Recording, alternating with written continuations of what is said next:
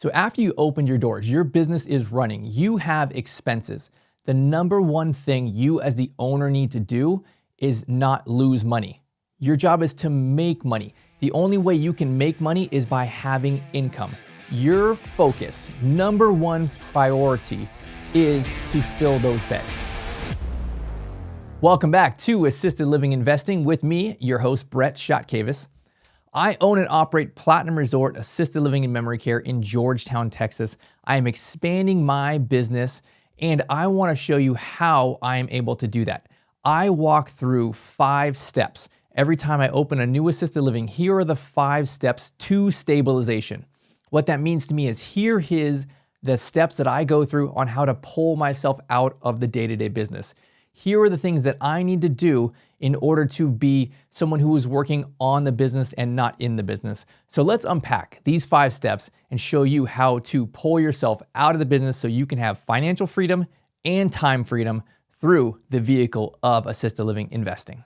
The first step is finding a good manager. And this actually happens even before you open your doors. So I like to hire a new manager about 1 to 2 months before we are anticipating opening our doors, bringing in our first wave of grandmas and grandpas. So I want to leverage this person to be able to do all the little things, all the tedious things that suck up time, but that have to get done. All of the paperwork things, building the binders, interviewing the new residents that are going to move in, doing the care plans, setting up the training for the staff that are going to come soon. All of these little things are stuff that has to get done, but they're not important enough to get done by the owner, right? So I want you to hire someone to bring in this person with the goal that it's going to free up your time in that 1 to 2 months leading up to opening your assisted living. And then it'll also free up a lot of your time after you're open. Now, I want to stress how important it is to have a good manager. They don't have to be perfect. They don't have to have tons of experience, but they have to be able to do a lot of these small to medium-sized tasks so that you don't have to do them, because you need to get through step 2, 3, 4, and 5 in order to really be stabilized, really be successful. And you want to find the right person to partner with you on that. Now, they're not going to be a business partner, but they're going to be an operations partner. They're going to be doing a lot of the day-to-day work that you don't want to be doing. And if you don't have a manager or you have a bad manager, then I kind of think of it like quicksand. The day-to-day tasks, the emails, the things that have to happen every single day will bog you down. It will be like quicksand for your growth.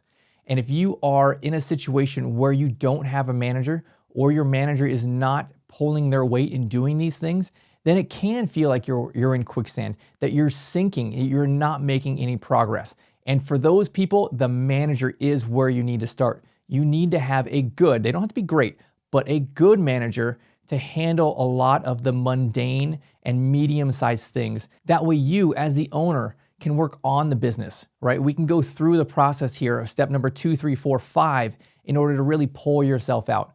But if you don't have that operations partner pulling a lot of the weight of the day-to-day operations, that means you have to do it. And then you can't grow, you can't stabilize, you can't move forward with your business. So the second thing that I prioritize in my stabilization path is filling my beds. And now I've started with this actually before I got my license. For us, we start as soon as we get permits. As soon as we know this is our location, we're gonna do it here, we start marketing in the community. Laura does it, I do it myself. We wanna be at the face of this business. Now, after we hire the manager will do some of these tasks also. We'll teach them how to do the marketing, but ultimately, you as the owner are gonna be the ones starting there, building these strategic relationships with people in your community to bring in referrals. So after you opened your doors, your business is running, you have expenses. The number one thing you as the owner need to do is not lose money. Your job is to make money. The only way you can make money is by having income. Your focus, number one priority, is to fill those beds. Now, realistically, there are things you'll have to do every day. There are tasks and duties and stuff that the owner has to do. But of your free time, of the time you prioritize as I can either do A or B, I want you to use all of that time and energy into the number 2 process, which is filling these beds. Now, I want to go back and stress that if you do not have the manager there, then you don't have that free time. If you are stuck in quicksand, then you cannot spend the time filling these beds. So that's why the manager I put as number one priority, even though I start marketing and filling my beds before I even hire the manager. If you have not done that and haven't built a wait list, I think the first priority is getting that manager. Then that frees up your time as the owner to prioritize filling your beds, and hopefully within just a couple months, getting 100% occupied and starting to build a wait list. So after you have the manager set, you've filled up all of your beds, you want to prioritize the next thing as your staffing. Getting good staffing. They're not going to be perfect staffing. There is no perfect staffing, but you've weeded out some people who are not good fits, who don't fit your culture. They're not loving and caring for your grandmas the way you want it done. You've replaced them, and it may take several rounds of finding the right people, and a few of them at a time will be good fits, but you have to really cultivate that culture. So this is what you're working on step 3. You have your manager there running the day-to-day stuff. You have your beds full, and now you're spending your extra time, that 5, 10, 15 hours a week of free time that you are going to spend on the business. You are spending that building the right staff. So practically, after you've been open for 1, 2, 3 months, there may be holes in your staffing. It may be hard for you to fill a certain shift, say the night shift, or maybe you're full enough now that now you want to bring on your chef, or perhaps now you need to bring in a barber or some other outside services. This is the time when you are focusing on that. You are not losing money anymore, but now your operations need to be dialed in. You need to get the right people in the right seats, and you need to train them. Now, when I say you, I mean you because you are the owner and you are the ultimate responsible person. But that really means, at least for me, I'm telling my manager, here's what I want you to do. My manager is the one doing a lot of the day-to-day stuff. They're hiring, they're firing, they're doing the schedule, they're training the staff. They are implementing the systems that I have created to implement. And that is the fourth part, these systems, dialing in your systems. And this may be the biggest window of a time frame. It may take 3, 6, 12 months as you're going just problem by problem.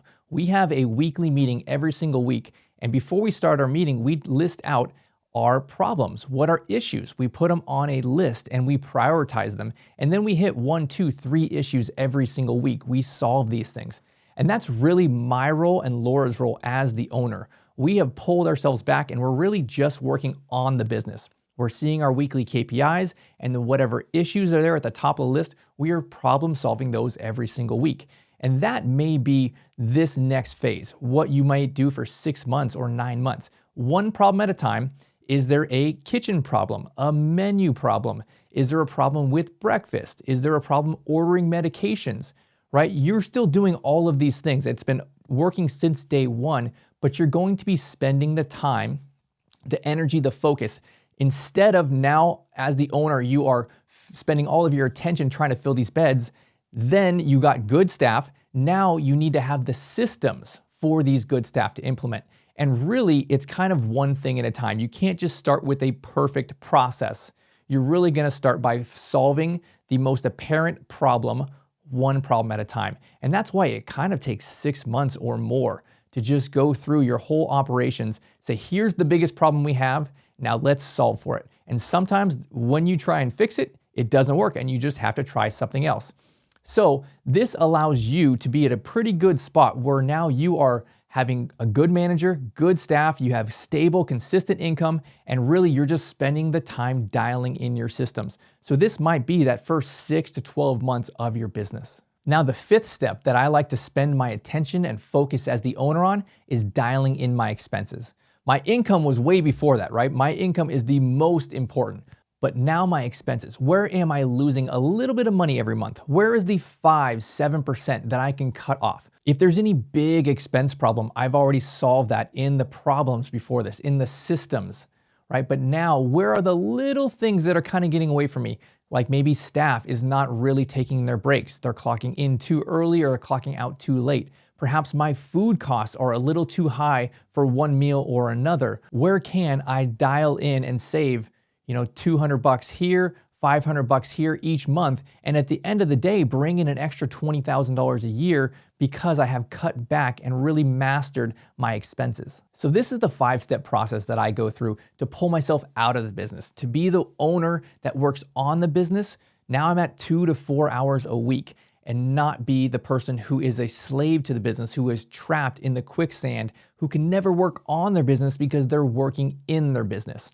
So I say these things as 5 steps, but really they overlap in some respects. But I say them in a sequential order because really I think it's more of a priority of your focus. These are the things that as the owner, here's where I need to spend my extra time, dialing them in one step at a time so that I can say, okay, yes, I have the good manager. Now I have my income full. Now I have good staff. Now I've dialed in all my systems that are apparently having issues. And then I've dialed in the last 2, 3, 4, 5% of the money that may be falling out the door. So I completed going through these steps several years ago.